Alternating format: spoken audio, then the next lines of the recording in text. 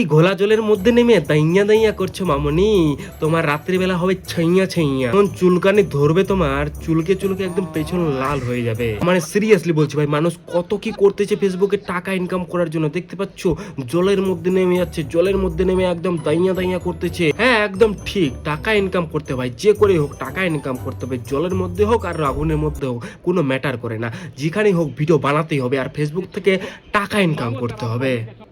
इसकी माँ का भोला चेहरा।